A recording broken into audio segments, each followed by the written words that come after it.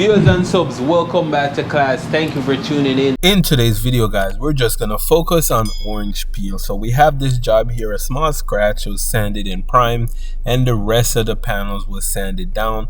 Because my repair is so close to the edge, we have to blend into the adjacent panel, otherwise the color will not match. Now before you go about painting anything, make sure your prep is good and you make sure you clean it. That step is important and there's just no way around it. After you clean it, use a tack cloth to pick up any leftover length from cleaning. So the first thing I'm doing, guys, I'm using the Master Pro 88 series to lay down some blending additive. Now what the blending additive is going to do, it's going to keep a smooth edge or just a smooth panel in general. The rougher the panel, the more the peels. The smoother the panel, the better chance you have of pulling off a job that looks like it's been already buffed. Now, usually if you're painting a car in full or you're painting a panel in full, you don't need a blending additive. However, when you're doing a blend, this is where it gets tricky because you're going to have some overspray in the area that you're not putting paint directly, like you see me just trying to get coverage directly in this area. Now, once I get coverage here, I will continue and I will go further with my base coat, make sure I get a good blend there. And before I apply the second coat, I'm using my tack cloth to pick up all that overspray from the first coat. And guys, don't spray it dry. When you spray your paint dry, it becomes rough. When you spray it medium wet, like you're not like you're laying down clear coat, but spray it wet in a way that when it dries out, it's super smooth. And the other thing that can help you guys with those peels is give the panel a scuff with some 2000 or even 800 before you lay down your last coat of paint.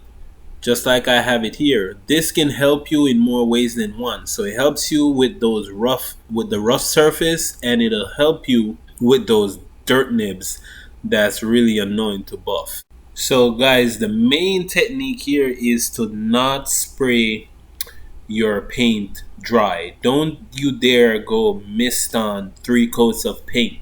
That's not gonna come out looking smooth. It's not gonna be smooth. Don't be afraid to put it down wet. Doesn't matter if it's metallic. The only way you're gonna have some issues is if you have contamination on your surface, or if you're doing a redo, do not spray it wet. Now before you decide that you're all done, make sure you check it with your sun gun, or if you just have good eyes, make sure you check to see if you have good coverage before you move on to the clear coat. Now the next thing that's going to help you tremendously, I just added reducer in my clear, and I always reduce it 5 to 10%. Reducing your clear just give you a smoother finish, especially if you're using a clear that's really thick. And with all that being said, guys, none of this is going to really help you unless you're following along in class and watching all my videos, because you need to learn how to set up your paint gun. You need to learn what compressor you will need for a full paint job. You will need to learn how much pressure you guys, there's a lot that you need to learn, and it's not that hard. It's not complicated at all. You just gotta follow along class. My videos are not usually long and boring. They're usually just straight to the point. Now the other thing you want to avoid is dry spots, because those create peels all by themselves when you're on the clear coat. So before you start your second coat, always check to see if you have enough clear for that second coat. You don't want to stop halfway while you're clearing. Oh snap, my clear just ran out. You don't want to do that at all. Always prepare for the second coat while it's flashing, so that you don't go in there worried about if you have enough clear. That's gonna give you some peels, or you're just gonna have to clear the whole panels, everything again, and hope that you don't get a run. So be smart about your paint work, guys. Plan for the future, plan ahead of time. So this is the second coat. I'm all done here with this. It's looking really good. I love this copper color here. I've never painted it before.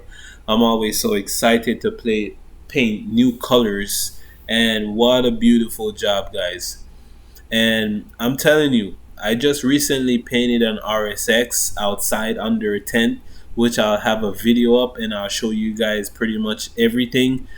And it was not fun, guys. It was really not. It was fun, but I didn't have everything I need.